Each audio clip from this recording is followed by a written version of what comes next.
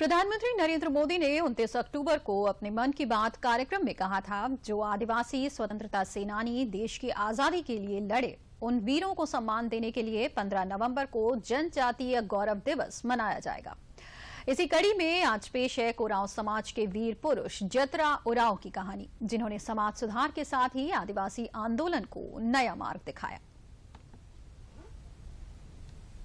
स्वाधीन रहने की छटपटाहट ने कई बार जनजातियों को अंग्रेजी शासन के खिलाफ विद्रोह का शंखनाद फूंकने के लिए बाध्य किया था, जिसमें अनेक वीरों ने लोगों को उनका हक दिलाने के लिए प्राणों की बाजी लगा दी थी।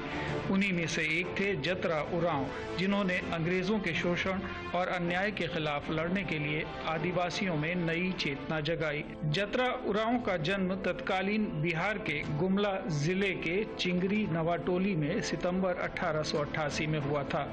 पिता कोडल उरांव और लिबरी देवी की छत्र छाया में जतरा उरांव का बचपन साधारण ढंग से बीता, लेकिन छोटी उम्र से ही अपने हम उम्र के बच्चों से इनका स्वभाव अलग था। जिस उम्र में लोग स्कूल पढ़ने जाया करते थे, तब जतरा भगत तंत्र मंत्र सीखने के लिए हेसराग गांव जाया करते थे। इसी क्रम में एक दिन पक्षी का अंडा उतारने के लिए पेड़ पर चढ़े तो अंडा फूट गया, जिसमें भ्रूण दिखाई दिया। उस दिन से उन्होंने जीव हत्या नहीं करने का संकल्प ले लिया। अप्रैल 1914 में एक दिन जब जतरा तंत्र मंत्र सीखने के क्रम में स्नान कर रहे थे, तो उन्हें आत्मज्ञान की प्राप्ति हुई। बिरसा मुंडा की राह पर चलते हुए जतरा उरांव ने वैष्णव विचारधारा के तहत समाज सुधार कर आदिवासियों को कुरीतियों से बचाया। उन्होंने अंग्रेजों के विरुद्ध संघर्ष का बिगुल फूंक दिया। जतरा उरांव ने 1914 में आदिवासी समाज में पशु बलि, मांस भक्षण, जीव हत्या, शराब सेवन छोड़कर सात्विक जीवन जीने के लिए लोगों को प्रेरित किया।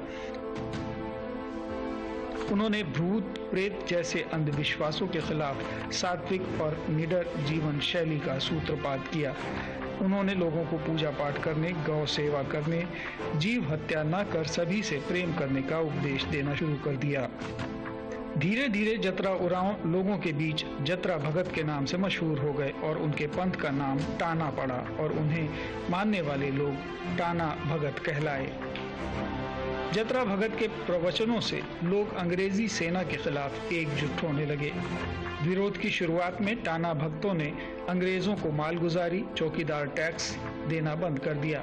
उन्होंने मिशनरी द्वारा चलाए जा रहे धर्म परिवर्तन का भी विरोध किया। उन्होंने लाठी डंडे से चोट तो नहीं की, लेकिन अपने साहस के दम पर मिशनरियों को आदिवासी इलाकों से बाहर कर दिया। देखते ही देखते जतरा उरांव ब्रिटिश सरकार की आंखों की किरकिरी बन गए। ब्रिटिश सरकार ने 1916 में जतरा भगत पर उत्तेजक विचारों के प्रचार का अभियोग लगाकर उनको और उनके अनुयायियों को गिरफ्तार कर जेल भेज दिया, जहां जतरा उरांव को बहुत प्रताड़ित किया गया। इस प्रताड़ना से जतरा उरांव कमजोर हो गए और जेल से बाहर आने के 2-3 महीने के अंदर ही 28 साल की उम्र में उनका निधन हो गया। जतरा उरांव की असमय मृत्यु से टाना भगत समुदाय बहुत दुखी हुआ।